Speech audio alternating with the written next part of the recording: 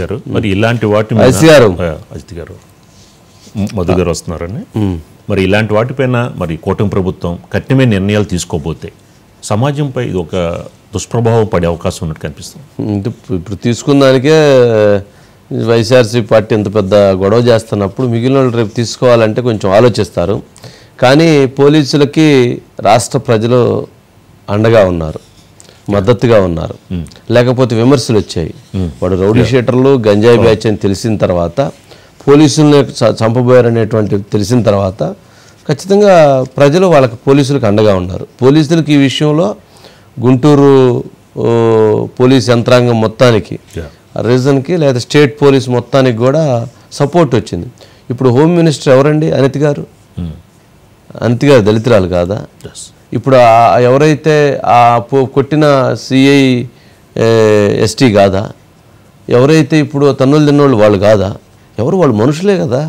వాళ్ళని ఒక రకంగా వీళ్ళని ఒక రకంగా అంటే ఇక్కడ దళితులు అని కూడా ఆయన రావట్లా. దళితులైతే మరి ఇప్పుడు అక్కడ దళితులు ఎక్కడ దళితులు అది కూడా రావట్లా.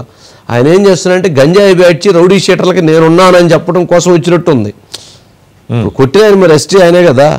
మరి హోమ్ మినిస్టరే మరి దళితులు ఆమెను ఎట్లా మరి ఆమెని ఇబ్బంది ఆమెను అవమానించడమే కదా. వాళ్ళకి తెలవదా?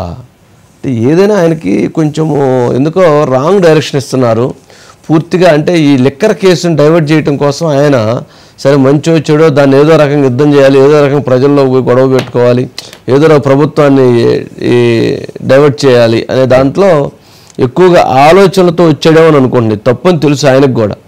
జగన్మోహన్ రెడ్డి తప్పని తెలిసి ఆయన దీన్ని కావాలని డైవర్షన్ పాలిటిక్స్ కోసం వచ్చాడేమో అనుకుంటున్నాను. లేకపోతే నేరస్తులకు మద్దతు ఇవ్వడం టీడీపీని వ్యతిరేకించినట్లు అని అనుకోవచ్చు అంటారా? ఆయన ఆలోచన అలా ఉంది అని అనుకోవచ్చు అంటారా?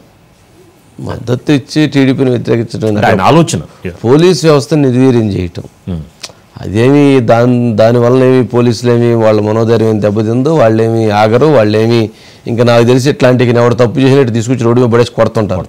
కొట్టాలి కొడితేనే భయం వస్తుంది. చట్టాన్ని ఎట్లా చట్టం ఉంది ఎందుకు? పోలీసులు లాఠీ ఇచ్చింది ఎందుకు? ఎందుకంటే అందుకే భయం అనేది లోపల మీరు లాకప్లో కొడితే జనానికి తెలవదు, బయటకు తీసుకొచ్చో కొట్టండి. ప్రజలు అదే కోరుకుంటున్నారు. రౌడీ షీటర్లు, గంజాయి బ్యాచ్, మహిళలు రేప్ చేసేటువంటి వాళ్ళు, పిల్లల్ని అఘాయిత్యం చేసేటువంటి వాళ్ళు, పిల్లల్ని చంపేవాళ్ళు, కిడ్నాపులు చేసేవాళ్ళు వీళ్ళని రోడ్డు మీద తీసుకొచ్చి కొట్టండి. అదే ప్రజలు కోరుకుంటున్నారు, అలాగే కొట్టమని కోరుకుంటున్నారు. ఇన్సిడెంట్ తర్వాత మీరు అజిత్ గారు ఎక్కడ కూడా వ్యతిరేకత లేదు. అజిత్ గారు ఉన్నారండి. అజిత్ గారు గుడ్ ఈవినింగ్ అండి. గుడ్ ఈవినింగ్ అండి. ఏంటండి మొత్తానికి అంటే అది జగన్మోహన్ రెడ్డి గారు ఓన్లీ లిక్కర్ కేసుని డైవర్ట్ చేయడం కోసం చేసిన ప్రయత్నమా, లేక రౌడీలకి గంజాయి బ్యాచ్కి నేను అండగా ఉన్నానని చెప్పేటువంటి ప్రయత్నమా ఏంటది? వంశీ గారు జనరల్గా అంటే మీరు ఇంతకు ముందే మొత్తం కూడా ఎప్పుడు అసలు వాళ్ళ మీద ఈ కేసులు నమోదైనవి అని అనేది చూశారు. ఖచ్చితంగా వైఎస్ఆర్సీపీ గవర్నమెంట్లో ఉన్నప్పుడే, వైసీపీ గవర్నమెంట్లో ఉన్నప్పుడే వాళ్ళ మీద గంజాయి కేసులు అన్నీ కూడా ఆ రోజు నమోదైనాయి. ఆ రోజు వాళ్ళు రౌడీలు, ఈ రోజు కూడా వాళ్ళు రౌడీలు. అది జగన్ గారే చెప్తున్నారు, వాళ్ళ మీద కేసులు ఉండొచ్చు, వాళ్ళు తప్పులు చేయొచ్చు, అయితే మాత్రం కొడతారా అని అడుగుతున్నారు. అంటే పూర్తిగా ఏం చేయాలండి? అంటే కొట్టకుండా ముద్దు పెట్టుకోవాలి జగన్ గారు.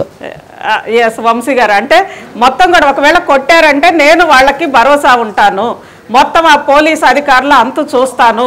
అసలు పోలీస్ అధికారులు అందరూ కూడా ఈ గంజాయి బ్యాచ్ని వీళ్ళందరినీ కూడా కొట్టిన పోలీస్ అధికారులు అంట కూటమికి సంబంధించిన వాళ్ళు మొత్తం యూనిఫామ్లు వేసుకొని వచ్చి వాళ్ళు ఉన్నారు, వాళ్లే ఈ పని చేశారు అని అన్నారు వంశీ గారు. ఆ రకంగా అట్లీస్ట్ కూటమికి క్రెడిట్ ఇచ్చారు. ఎందుకంటే ఎస్ గంజాయి బ్యాచ్ని లేదంటే రౌడీల్ని వీళ్ళందరినీ కూడా పోలీసులు వాళ్ళ పని పడుతున్నారు అననే ఒక క్రెడిట్ ఇచ్చారు వంశీ గారు. కానీ ఇది ఒక డేంజర్ సిగ్నల్ వంశీ గారు. ఈ రోజు వైఎస్ జగన్మోహన్ రెడ్డి గారు చేసిన పరామర్శ, ఎందుకంటే తెనాలి ఒకప్పుడు అసలు ఎంతో చారిత్రక నగరం వంశీ గారు.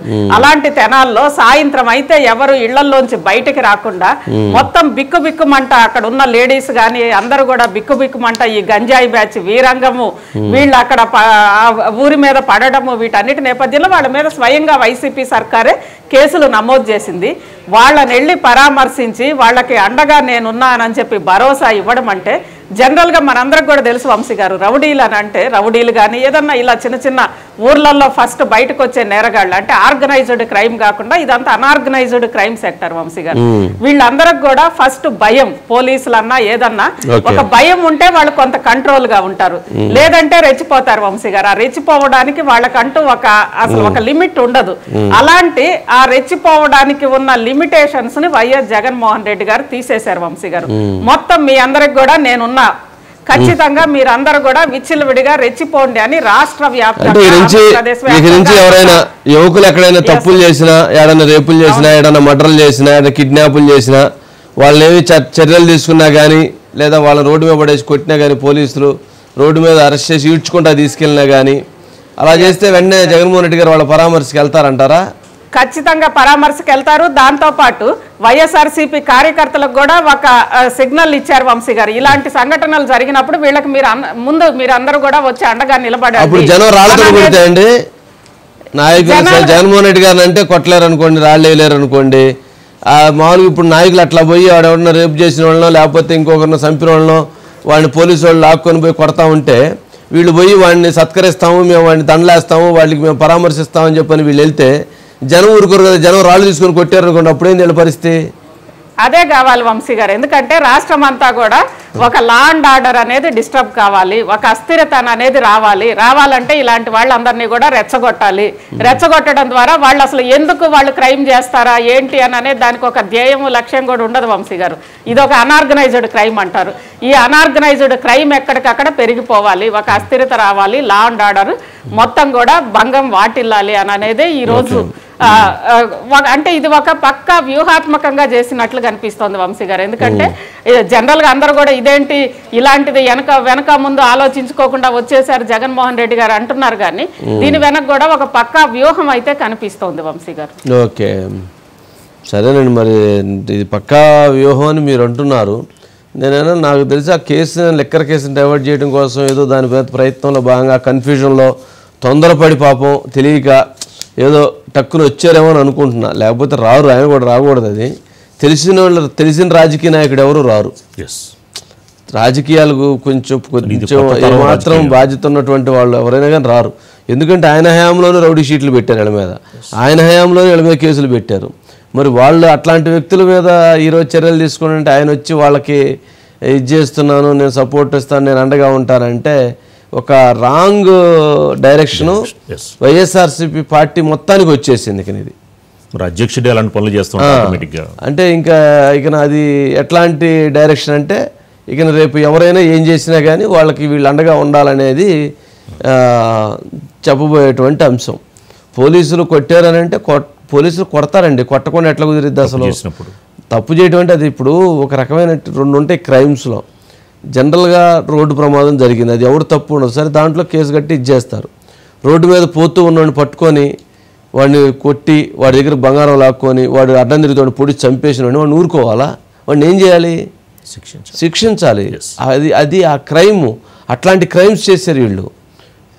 మహిళలు ఒంటరిగా ఉంటే వాళ్ళ మీద దాడులు చేశారు. అట్లాంటి వాళ్ళని కూడా ఇంకా ఉపేక్షిస్తామంటే అది అసలు ఏపీలో పరిస్థితి వంశీ గారు, ప్రభుత్వంతో పాటు కూడా ప్రజలు కూడా చాలా అప్రమత్తం అవ్వాల్సిన పరిస్థితి ఏర్పడింది. ప్రజలు అప్రమత్తంగానే ఉన్నారు కదా, ఉండబట్టి ఇప్పుడు వీళ్ళని కొట్టే వాళ్ళని కొట్టడానికి చెప్పని ప్రజల నుంచి మద్దతు వచ్చింది. జగన్మోహన్ రెడ్డి గారికి బాగా నెగిటివ్ అయింది ఇది.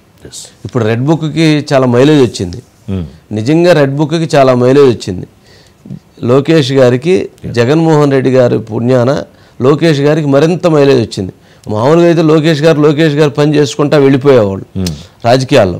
కానీ జగన్మోహన్ రెడ్డి గారు లోకేష్ గారిని బాగా ట్రైన్ చేయాలని, బాగా పెంచాలని, తను బలంగా ఢీ కొట్టాలనేటువంటి ఉద్దేశంతో ఆయన బాడీ షేమింగ్ చేయించడం, లేకపోతే ఆయన మీద అన్నగోడ మాటలు అనిపించడం, వాళ్ళ పేరెంట్స్ మీద అనిపించడం, చాలా అవమానకరంగా చేసి ఆయన పూర్తిగా ఏం చేశారంటే ఆయన్ని ఒక పొదులైనటువంటి కత్తిలాగా తయారు చేసేసారు. ఇప్పుడు రెడ్ బుక్ అని మొదలుపెట్టి ఆయన రెడ్ బుక్లో భాగమే గంజాయి వాళ్ళందరినీ తాడదీస్తానని లోకేష్ గారు గతంలో చెప్పారు. గంజాయి వాళ్ళని తాడదీసే క్రమంలోనే తాడదీశారు. తాడదీస్తే రెడ్ బుక్ క్రెడిటే. జగన్మోహన్ రెడ్డి గారు ఏమంటారు, రెడ్ బుక్ అరాచకం, రెడ్ బుక్ ప్రజలు దాన్ని యాక్సెప్ట్ చేశారు. రెడ్ బుక్ని యాక్సెప్ట్ చేశారు. ఎందుకు? ఇంతకుముందు కొన్ని విషయాల్లో యాక్సెప్ట్ చేసారు లేదు, కానీ ఇప్పుడు ఈ విషయంతోటి red book credit Jaganmohan Reddy గారు లోకేష్ గారికి ఇచ్చి లోకేష్ గారు మేలే ఇచ్చారు. అంటే గంజాయి బ్యాచ్ రౌడీ షీటర్లని అమ్మాయిలను అగాయిత్యాలు చేసిన వాళ్ళని రోడ్ల మీద పడేసి కొట్టిన వాళ్ళని వాళ్ళందరూ పోలీసులు ఎట్టు కొట్టడం అనేది సమంజసమని భావించారు కాబట్టి జగన్మోహన్ రెడ్డి గారు వచ్చి దాన్ని ఎత్తి మళ్ళీ ఇచ్చి లోకేష్ గారికి లోకేష్ గారిని అందరూ గుర్తిస్తున్నారు గట్టిగానే, ప్రతిపక్షం కావచ్చు అధికార పక్షం కావచ్చు. చంద్రబాబు నాయుడు గారు కూడా మన వర్కింగ్ ప్రెసిడెంట్ ఇచ్చి గుర్తించే బాగుండేదని ఆ పార్టీ శ్రేణులు చర్చిస్తున్నాయి. సరే ఏముంది మధు, గుడ్ ఈవినింగ్ సార్. ఏంటి ఎందుకు ఆ ముగ్గురు ఎందుకు ఎక్కడ పోయారు వాళ్ళు ముగ్గురు? అదే సార్, ఇప్పుడు మైసూరు బొండాలో మైసూర్ అయితే ఎలా అయితే మిస్ అవుతుందో ఈ మొత్తం ఓదార్పు యాత్రలో ఆ ముగ్గురు మిస్ అయిపోయారు సార్. అదే బయట ఉన్నారు అసలు. ఒకడేదో ఒక కుర్రవాడు జైల్లో ఉన్నాడంట రేపల్లో, మరి ఇద్దరు ఉండాలి కదా, వాళ్ళిద్దరు ఏమయ్యారు? సరే ఇద్దరు కాక ఒకరన్నా ఉండాలి కదా సార్.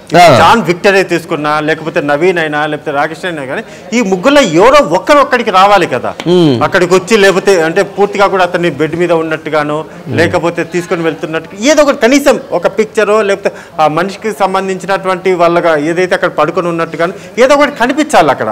అదేమీ లేదు. మరి ఆ ముగ్గురులో ఒక్కరి పక్కన పెడితే ఇంకా మిగిలినటువంటి ఇద్దరు కూడా ఎక్కడికి వెళ్ళారు? అది ఇప్పుడు ప్రధానంగా ఉన్నటువంటి డౌట్ సార్. వాళ్ళు ఎందుకంటే ఎప్పుడైతే ఇన్సిడెంట్ జరిగిన తర్వాత ఓకే జైలుకి వెళ్ళారు, ఆ తర్వాత బయటికి కూడా వచ్చారు. బయటికి వచ్చినటువంటి ఆ ముగ్గురు ఎవరి దగ్గర ఉన్నారు? పోలీసుల అదుపులో ఉన్నారా అంటే 100% నో. మరి వైఎస్ఆర్సీపీ పార్టీ అదుపులో ఉన్నారా?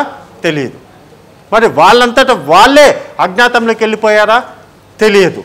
ఇంకొకటి, వాళ్ళ ఇంత జగన్మోహన్ రెడ్డి తమ కోసం ధైర్యం ఇవ్వడానికి, ఓదార్పు చేయడానికి మా ఇంటికి వస్తున్నప్పుడు జాన్ విక్టర్ అక్కడికి వస్తాడు కదా సార్.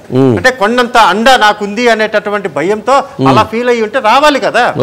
మరి ఎందుకని రాలేదు? రైట్. సో ఇలా అనేక అనుమానాలు అయితే లేకపోలేదు సార్. Okay right Madhu.